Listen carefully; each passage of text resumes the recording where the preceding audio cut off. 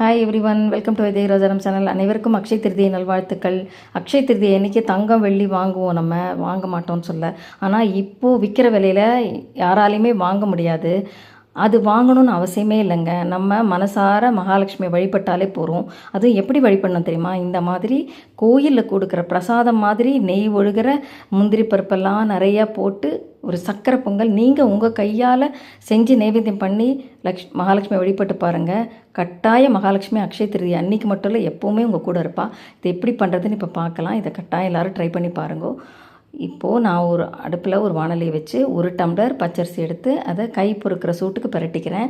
ரொம்ப செவக்கெல்லாம் வறுக்க வேண்டாம். பிரட்டிட்டு இதை ஒரு பாத்திரத்தில் சேர்த்து நல்லா களைஞ்சிட்டு ஒரு 3 டம்ளர் தண்ணி விட்டு 5 விசில் விட்டு குக்கரில் வேக வச்சுக்கணும். இப்போது ஒரு பாத்திரத்தில் எந்த டம்ளரில் அரிசி எடுத்தேனோ அதே டம்ளரில் 3 டம்ளர் வெல்லம் பொடிச்சு போட்டு அதில் ஒரு முழுகிற அளவுக்கு ஜலம் விட்டு நல்லா கரையை விட்டுக்கிறேன். இப்போது குக்கரில் சாதம் ரெடியாக எடுத்து அந்த சாதத்து மேலே நான் ஒரு 75 ml நெய்யை போட்டுக்கிறேன். நெய் போட்டுட்டு அப்படியே குக்கருக்குள்ளே திருப்பி வச்சு மூடி வச்சுருங்க. அந்த சாதம் அந்த நெய்யெல்லாம் அப்படியே எடுத்துக்கும், அப்போ தான் வாசனையாக இருக்கும். இப்போது இந்த வெல்லத்தை வடிகட்டிட்டு நான் அந்த பாத்திரத்தில் சேர்த்து நல்லா கொதிக்க விடுறேன். இந்த மாதிரி நொர பொங்க கொதிக்கணும். இப்போ ஒரு அடுப்பில் வாணலி வச்சு ஒரு 2 டீஸ்பூன் நெய் விட்டு அதில் ஒரு 8 முந்திரி பருப்பு உடைச்சி போட்டு நல்லா செவக்க வறுத்து தனியாக எடுத்து வச்சுக்கணும்.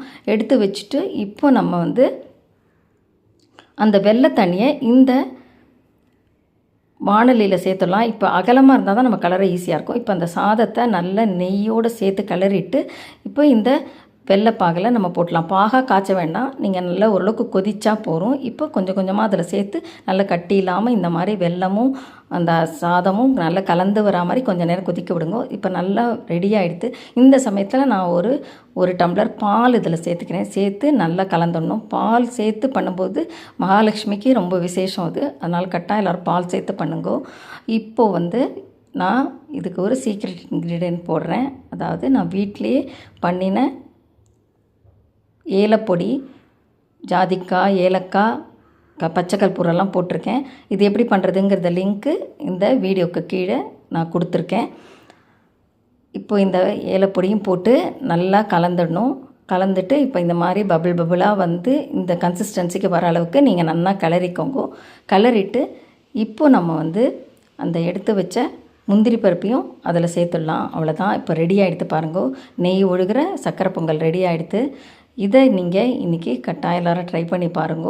இதே மாதிரி உங்களுக்கு நிறைய ரெசிபீஸ் வேணும்னா என்னோடய சேனலை சப்ஸ்கிரைப் பண்ணுங்க, லைக் பண்ணுங்க, ஷேர் பண்ணுங்க, நோட்டிஃபிகேஷன்ஸ் ஆன் பண்ணி வச்சுக்கோங்க, பெல் ஐக்கானை கிளிக் பண்ணுங்க.